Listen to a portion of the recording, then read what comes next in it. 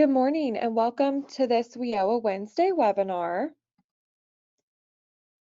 My name is Kirsten Sheary with the Illinois Center for Specialized Professional Support at Illinois State University, and I will be the moderator for today's webinar. Today's topic is SNAP Employment and Training Assessment and Referral. As a reminder, all participants on the call are in listen-only mode. If you have questions as the webinar proceeds, please post your question in the chat box. This box might also be labeled the question or the comment box. It will be labeled something different based on if you're accessing the webinar today through your computer, tablet, or phone. So all of those boxes are synonymous. Again, they might be labeled the question, comment, or the chat box, but they are all synonymous and you can post your questions in there and we will address them throughout the webinar as well as at the end of the webinar. A reminder that this webinar will be recorded. The presentation recording and the slides for today will be available on the icsps.illinoisstate.edu website and on the Illinois WorkNet website as well within 48 hours. Tomorrow, each attendee will receive a follow-up email, which will include a survey asking you about today's webinar. Please provide us with feedback, comments, concerns, or suggestions you have to help improve upcoming webinars for our Wednesday webinars. Just a quick reminder that if you do have a faulty internet connection or issues with your audio and you would prefer to call in, you can do so by calling into the webinar via your phone. And the number for that and connection code is in the initial email that you were sent for your registration. Before we get started with our presenters today, we are going to do a couple beginning polls that we like to do every Wednesday. So I'm going to go ahead and prompt the poll up for you. It is a live poll and we'll give everyone about 30 seconds to answer it. We just want to know, where is your local area?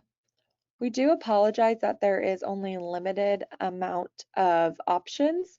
Our polling system only allows that, but if you could let us know kind of where you're joining us from this morning, that would be great.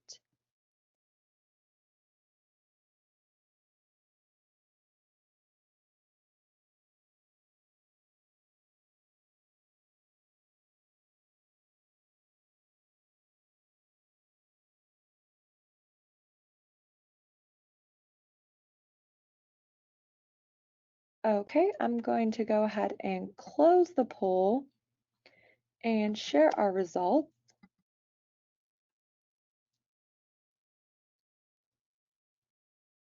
So it looks like we have about 38% from Chicago, 14% from Northern Illinois, 30% from Central Illinois, and 15% from Southern Illinois, with a couple joining us from statewide. So welcome everyone this morning.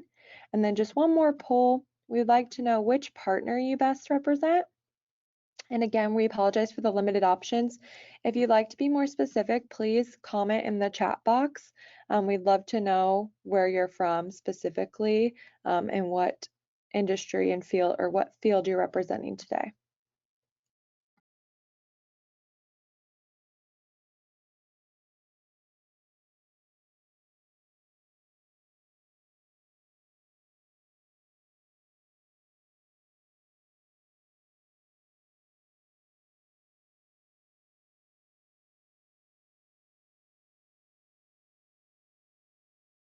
Okay, I'm going to go ahead and close the poll and share our results again. Looks like we have about 55% from Title I, quite a few people from other WIOA partners and stakeholders, a couple from Title II and III, and some from state or local Workforce Innovation Board. And we did have some of you type in the question box as well that you're from Adult Education and Title I. So welcome everyone this morning. And with that, I'm going to go ahead and close the poll. I will begin sharing my screen again. And then I will hand it over to our presenter for today, Miss Monica. Monica, if you would like to start, go right ahead. Thank you. Good morning, everyone. My name is Monica Monroy. I will be your presenter. Joining me is Michelle Krause and Martha Bradley, and the three of us are from the Illinois Department of Human Services. The goal of the SNAP E&T, or SNAP Employment and Training, is to create a pathway to family prosperity, health, and well-being by assisting customers to access statewide employment and training opportunities by providing SNAP recipients with employer-driven training, access to career paths, including short-term training and work assignments, GED attainment, resume writing, and interviewing classes, and the support they need to be successful, leading to livable wages. Next slide. The Supplemental Nutrition Assistance Program, SNAP, formerly known as food stamps, is run by the Illinois Department of Human Services, IDHS. This program is for people who need help buying food for themselves and their children. Individuals without children are also eligible. SNAP benefits are delivered electronically through the Illinois Link Card to help buy food. Once eligible, the customer will be given an Illinois Link Card to make the purchase. Next slide. Information to provide when applying. When a customer applies for SNAP benefits, a caseworker will ask to see proof of the identity of the person making the application, Social Security numbers for the customers and household members, paycheck stubs if employed, or proof of any other income or payments received. If customers need help getting this information, a caseworker will help. This information will help the caseworker understand the family situation better and figure out how much money they have available. IDHS will review the SNAP application and all the information provided to the caseworker. This may take up to 30 days. If the application is approved, the customer will receive SNAP benefits each month. Next slide, please. Eligibility for SNAP.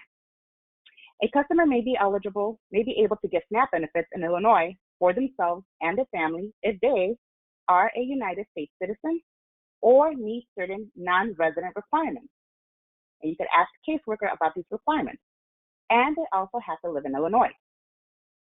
The Illinois Department of Human Services will decide if the household is eligible.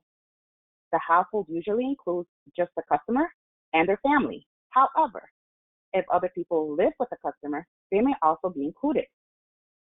The caseworker will tell the customer who IDHS considers to be part of the household. An example of this will be a husband, a wife, children under the age of 22 living in the same household. Next slide, please. Rights in the SNAP program. When a customer applies for or receives SNAP benefits, they have the right to be given or mailed an application the same day of their request, have their signed application accepted immediately, be issued SNAP benefits within a few days if they are in immediate need and are qualified for faster service. This is what we call expedited service. They also have the right to be notified in writing before their SNAP benefits are reduced or terminated. Next slide. They also have the right to appeal any decision made by DHS. So if they do not agree with the denial or the amount received, they are able to appeal it. They have the right to receive SNAP materials in Spanish and have an agency employee interpret for them. If the adults in their family aren't fluent in Spanish but not in English, or the customer is a migrant farm worker in a county with sufficient number of migrants. Next slide, please. How the amount of SNAP benefit is determined. The amount of SNAP benefits a customer will get each month is based on the size of their household, their income, and allowable expenses. A caseworker will decide their allowable expenses by adding up the amount they are charged each month for their rent, their mortgage, property taxes, homeowners insurance if separate from their mortgage, utility bills, child care, child support payments, and in some cases, the medical bill of anyone in the household who is elderly or has a disability. For utility bills, we just need to know what is the customer responsible for, not the amount that they pay in utilities. The SNAP benefit amount the household receives depends on the size of the household and the income the household has left after a caseworker subtracts the allowable deductions. Next slide, please. What can SNAP benefits buy? A customer can use SNAP to buy most food items. They can also buy plants and seeds to grow food. They cannot use SNAP to buy hot prepared foods or non-food items. For more information about what can and cannot be bought with SNAP benefits, ask the store where the groceries are purchased, or call IDHS toll-free number at 1-800-843-6154 for voice, or 866-324-5553 for TTY Next Talk, or 711 TTY Relay. Next slide, please. So how to stay eligible for SNAP benefits? A customer should tell the IDHS when they move. A customer should tell a worker when they move so employment information can be mailed to their new address. If a customer is homeless, they should tell a caseworker where they can be reached. If a caseworker cannot locate the customer, their SNAP benefits will stop. Customers should keep their appointments. Customers should try to keep all their appointments with a caseworker. If they cannot keep an appointment, they should tell a caseworker right away. The caseworker will work with them to set up another appointment, and we will also try to do a phone interview when possible. Next slide, please. Customers should report changes to their family situation. Customers should tell a caseworker if there are any changes to their family size or the amount of money they receive, income. A change may affect their SNAP benefits. It could increase or it could decrease. The law states that customers must tell the department the truth about their family situation so that they can get the right amount of SNAP benefits. A customer may face penalties if they break this law or help others break it. Next slide. So what's new in June 2020?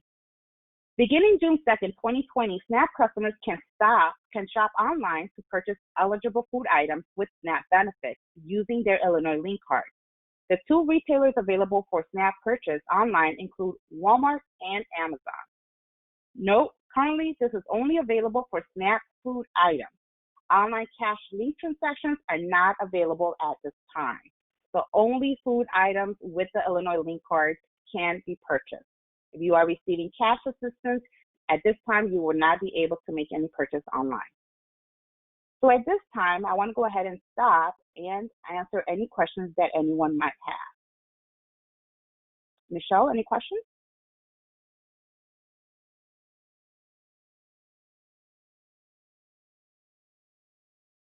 I don't see anybody that has posted any comment or any questions as of right now.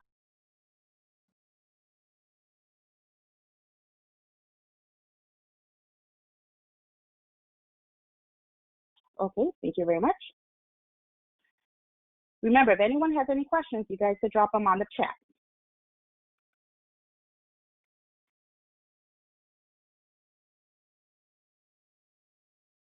Okay, next slide. Now we're going to talk about the SNAP employment and training. All right, next slide. SNAP employment and training. SNAP employment and training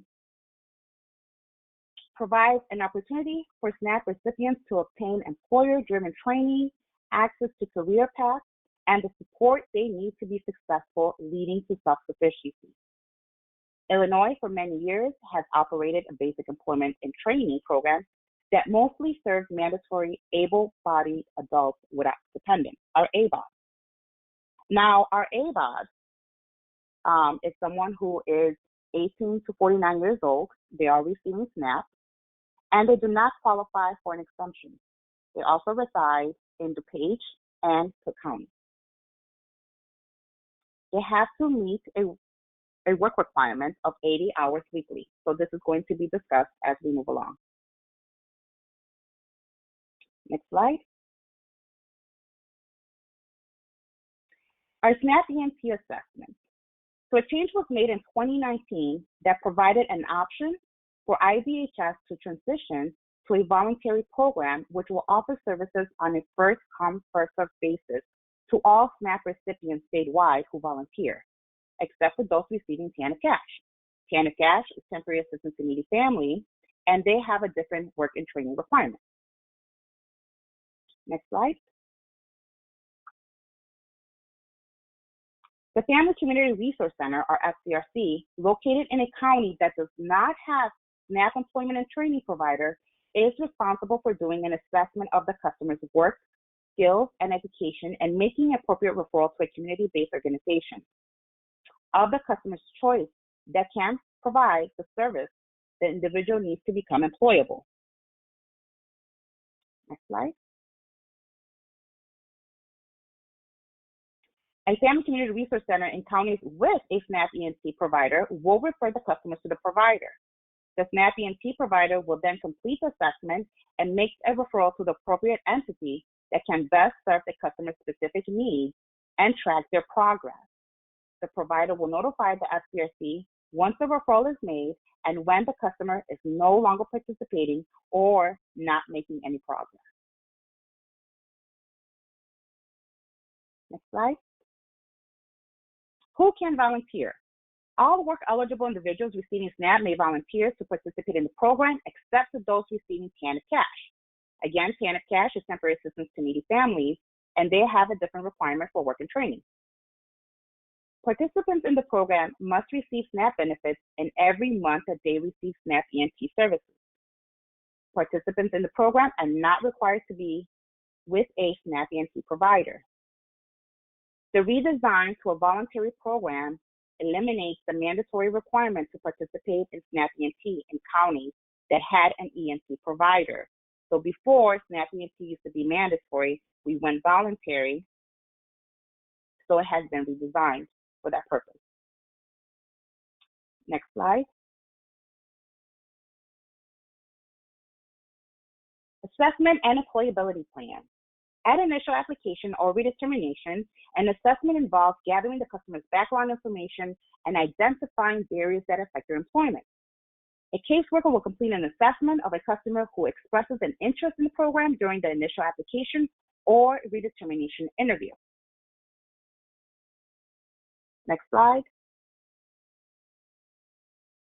So during the assessment interview, a caseworker will complete the employment, education, and training forms and the SNAP employability plan. The caseworker will discuss with the customer their education, work interests, and past work experiences to determine if there are any potential barriers that may prevent the individual from achieving their goals. Next slide. The caseworker will complete a SNAP employability plan based on the information obtained during the assessment. So this employability plan must contain the specific employment goals, the SNAP E&T activity, the supportive services that must be provided or arranged in order to help the customer take part in the activity and obtain the employment goals. A statement that the supportive services have been provided by the department or otherwise. And we will talk about supportive services in a little bit.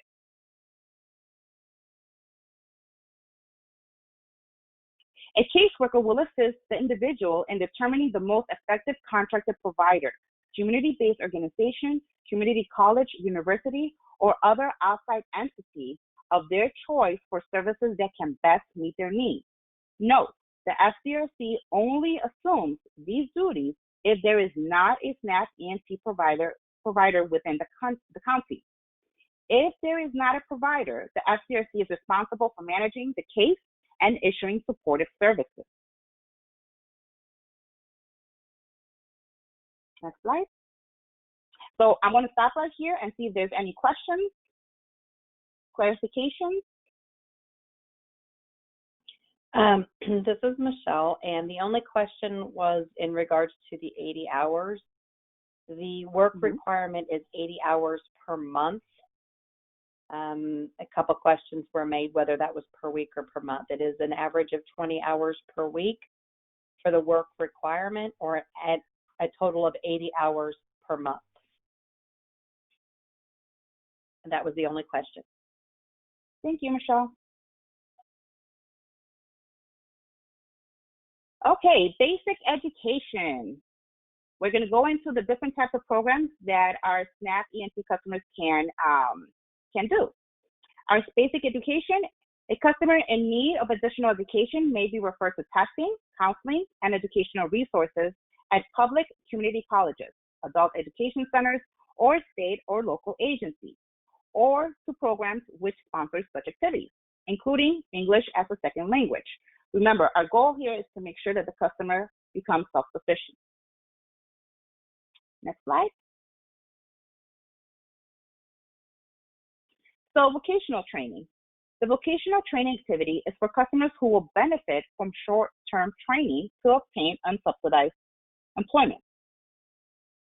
This activity offers special time-limited services for customers who can benefit from short-term vocational training, such as a person with the interest and ability to complete the training program and be hired in a position for which the person has trained, or are readily employable with the additional short-term training for specific job openings which are available, such as an optician, a CNA, a beautician, short-term training. Next slide. Job readiness. So job readiness gives a customer a chance to return to work by refining job seeking and interviewing skills throughout intensive training. Job readiness can include counseling, job placement services, skills assessment, job seeking skills training, life skill workshops, phone bank skill sessions, and information sharing about the labor market. Next slide.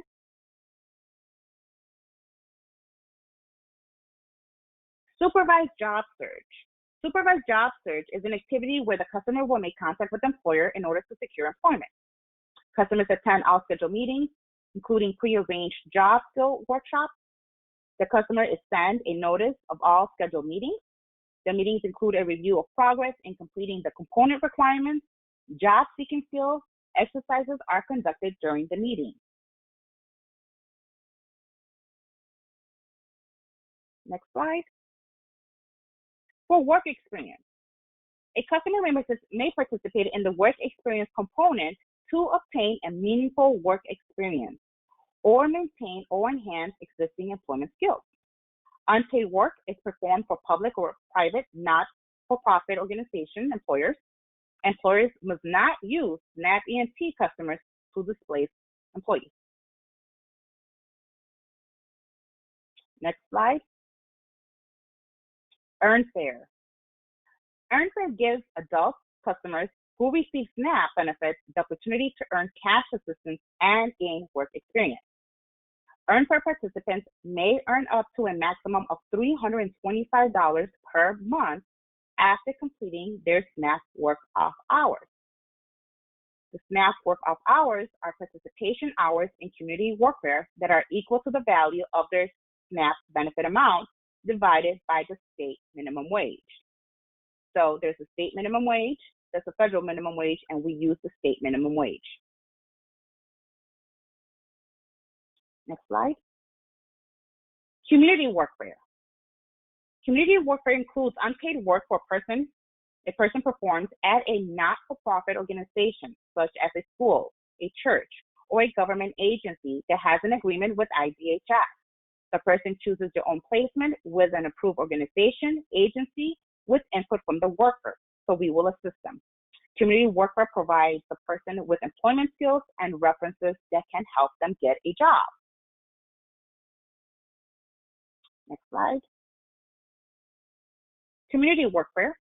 Entry into the activity. A person may participate in this activity when they have little or no work experience and need to obtain employment skills, or as a precursor to Earnfare. The activity requirements for community workfare.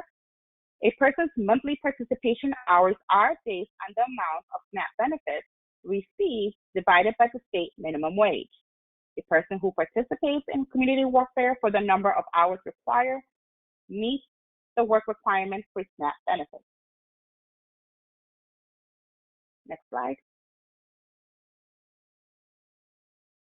Community service. A customer may self-initiate community service with a community-based organization. Community service offers an individual, receiving SNAP, and opportunities to meet the work requirement when the policy is in effect.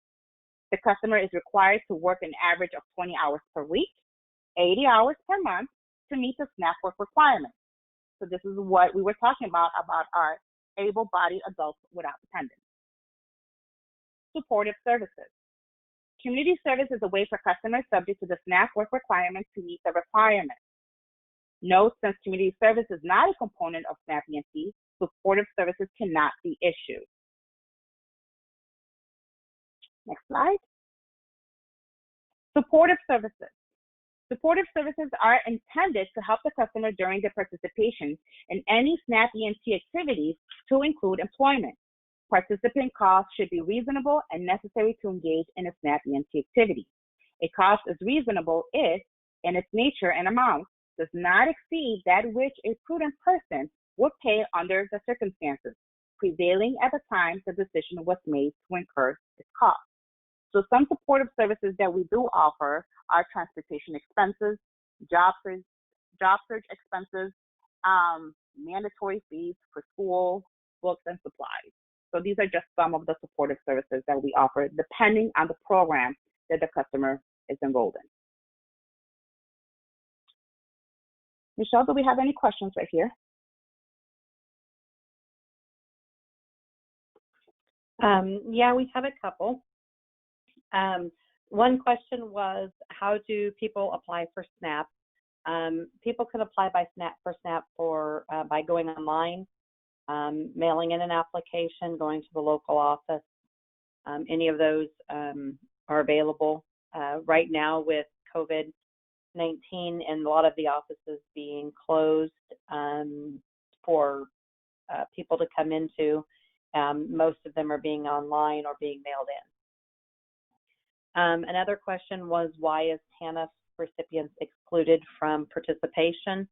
That's because TANF has its own work requirements, and by meeting those work requirements, they kind of are similar to the SNAP ones, but they would have to meet their TANF work requirements.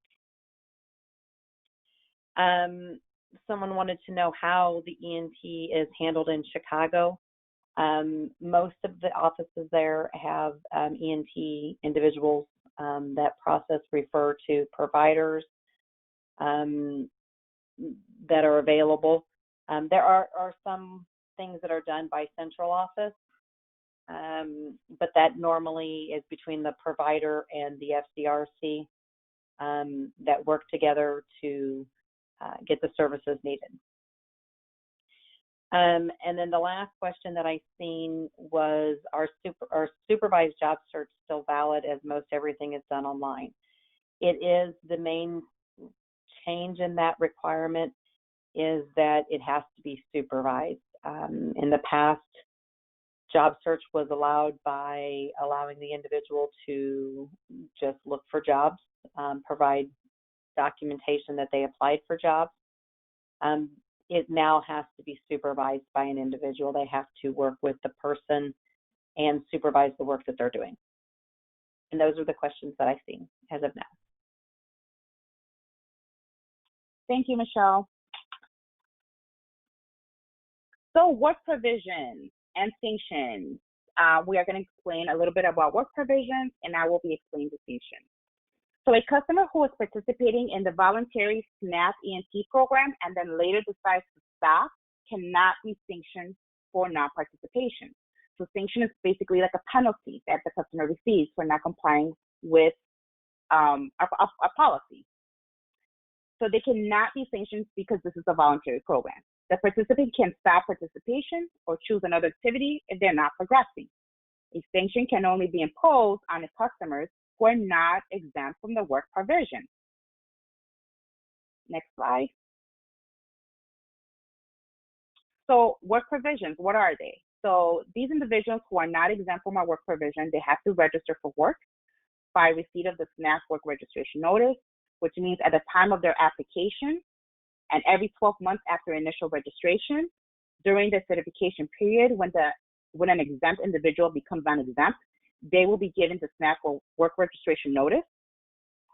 These individuals must provide sufficient information regarding employment status or availability to work. So are you able to work? Are you currently working?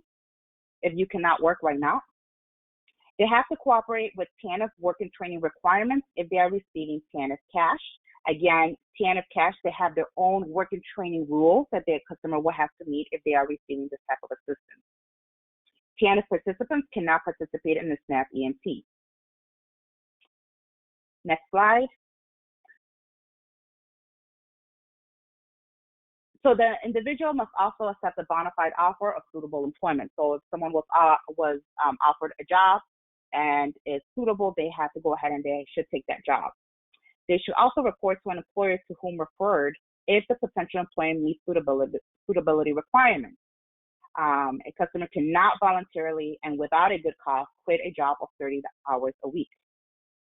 They should not also voluntarily reduce their hours to less than 30 hours per week without a good cause.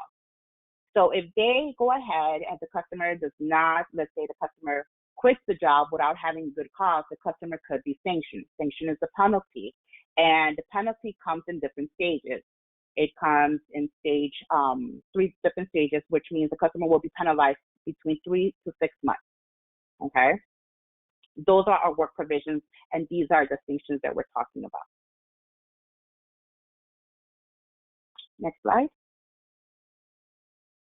Provider and E&T meetings.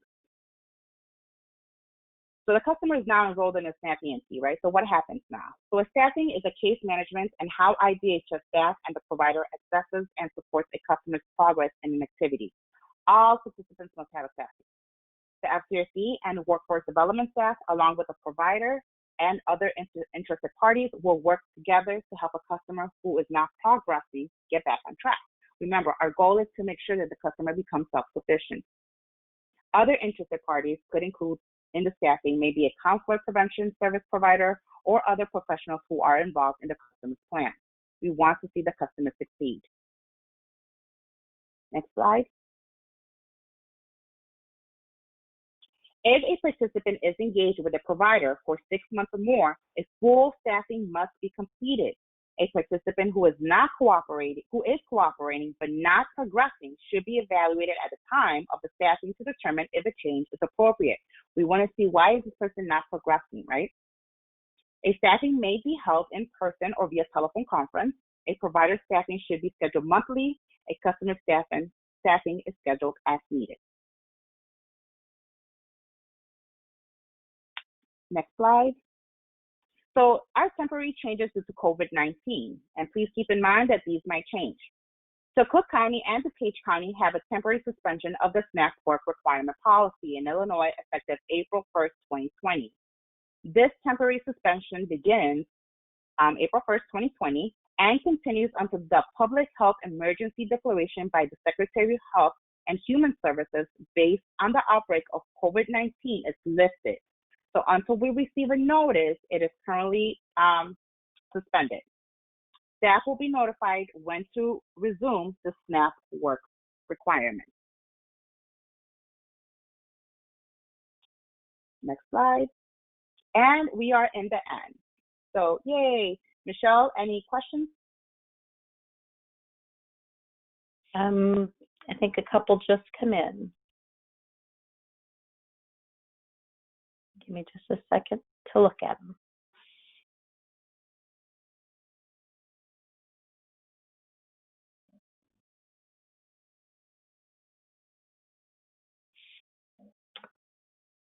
I have a question, and Martha, you may have to jump in on this one. The question is, if a person works in a senior community service employment program, is this type of training income counted?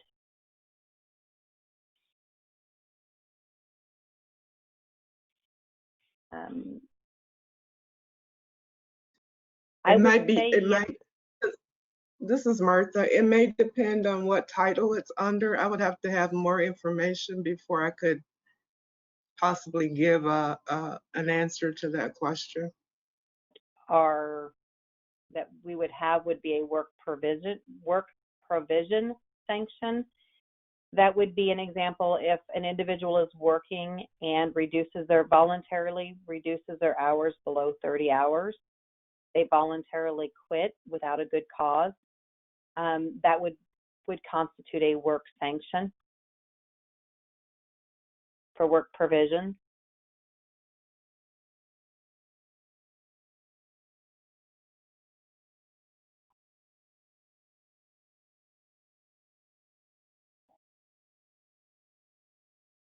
A question is, will the training program supported by CCWP suffice? I'm sorry, I don't know what CCWP is. I can't answer that question.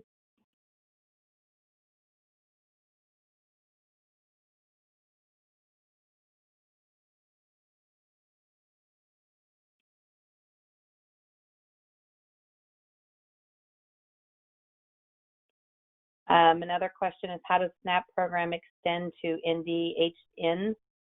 I'm not for sure what that is either.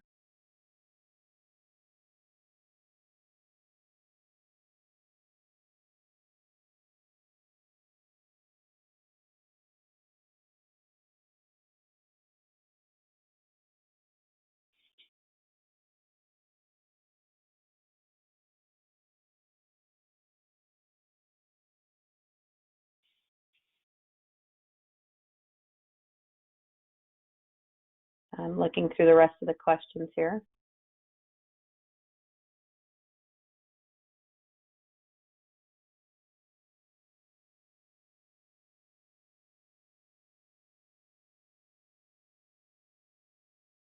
Question, I was just SNAP work registration. That is, work registration is done by when a person applies for SNAP, and they are required to meet the work provisions. They are registered to work when the caseworker informs them of the requirements that they must do or not do. The working, failing to reduce not reduce hours, not voluntarily quit, accept a bona fide offer, and then being handed a letter that tells them those rights and responsibilities of those rules, requirements as well. That considers them registered to work. Someone wanted to discuss more the 20-hour requirement. The 20-hour requirement is only for those that are required to meet the work requirements. Currently, that is only DuPage and Cook County, and they are currently, that has been suspended for them currently due to COVID.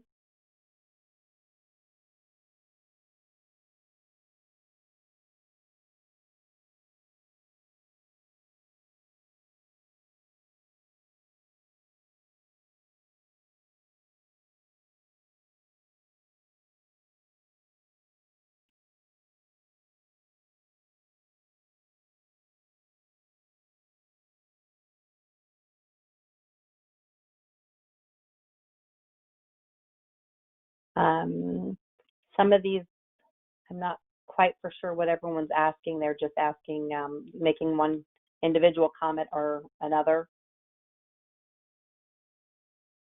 Okay.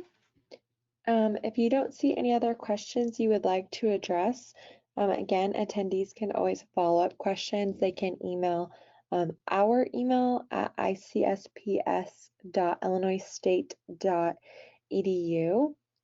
Or excuse me, I apologize. It's icsps.ilstu.edu. And you can always email that account and we can direct you to the correct presenter from today to answer your question if you have any follow-up questions. Any of our presenters today, Monica, Michelle, did any of you have any last-minute thoughts, comments, or anything you would like to say before I close this out today?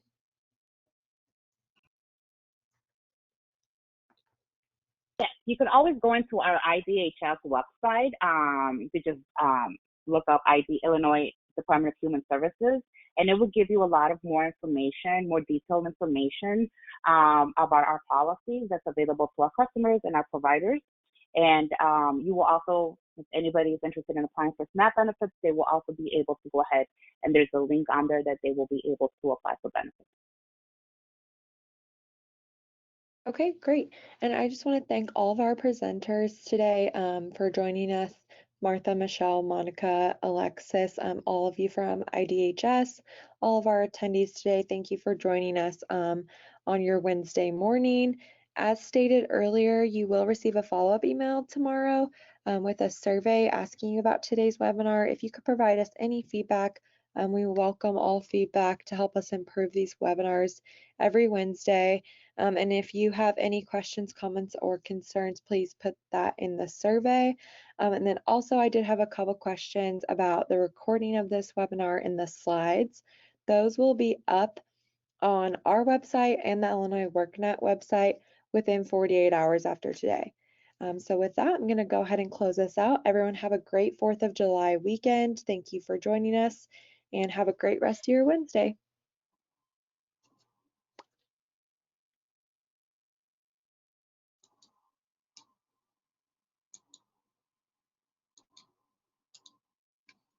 Kirsten, are you still there?